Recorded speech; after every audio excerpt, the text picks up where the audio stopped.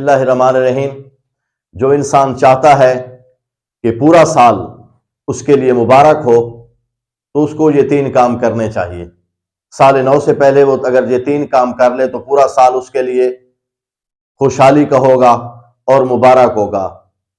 وہ کام کون سے ہیں؟ احادیث میں ملتا ہے کہ پہلا کام یہ کرنا ہے کہ جنہوں نے اس کو تکلیف دی ہے ان لوگوں کو وہ خدا کی رضا کی خاطر معاف کر دے۔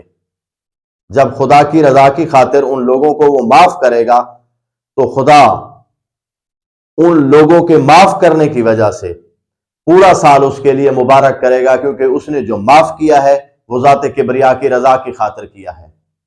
دوسرا کیا کرنا ہے؟ سال آنے سے پہلے انسان یہ وعدہ کر لے کہ یہ جو سال آ رہا ہے مجھے اس سال میں جو رزق حلال کی کمائی سے نفع ہوگا تو اس میں کچھ حصہ نفع کا مخلوق خدا کے اوپر خرچ کروں گا۔ اب مخلوق کے اوپر جو خرچ کرتا ہے یقیناً خالق اس کو زیادہ عطا کرنے والا ہے، اور خالق کا وعدہ ہے خالق اس کو رزق وسیع عطا کرتا ہے۔ اور تیسرا کہ خلقت کو مسکرا کے ملے۔ جب آپ انسانوں کو مسکرا کے ملتے ہیں، انسانیت کا احترام ہوتا ہے، معاشرے میں امن ہوتا ہے، تو خالق کا وعدہ ہے کہ وہ انسانیت کی خدمت کریں گے، میری خاطر ان کا احترام کریں گے، تو میں ذات کبریا اس معاشرے میں اس کا احترام بڑھا دوں گی۔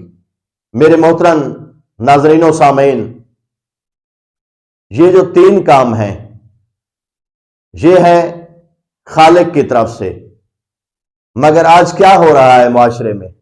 دسمبر شروع ہوتا ہے، ہم سوشل میڈیا پہ ایک لمبی چوڑی معافی مانگنے کا سلسلہ شروع کر دیتے ہیں۔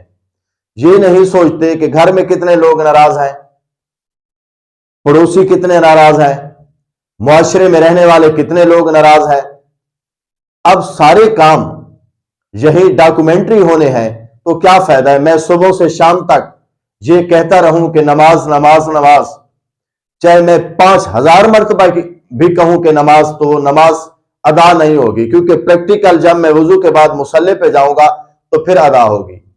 تو میں گزارش کر رہا ہوں کہ جو لوگ آپ سے ناراض ہیں، آپ جن سے ناراض ہیں، جنہوں نے آپ کو تکلیفیں دی ہیں، آپ نے کسی کو تکلیف دی ہے، تو معاشرے میں ہم آہنگی کی خاطر اور ذات کبریا کی خوشنودی کی خاطر یہ سارے کام آپ کر لیں تو یہ پورے کا پورا سال آپ کے لیے بھی خوشحالی میں گزرے گا اور معاشرے میں بھی امن ہوگا، کیونکہ جو مخلوق کی محبت ہے وہ خالق تک لے کے جاتی ہے۔ والسلام۔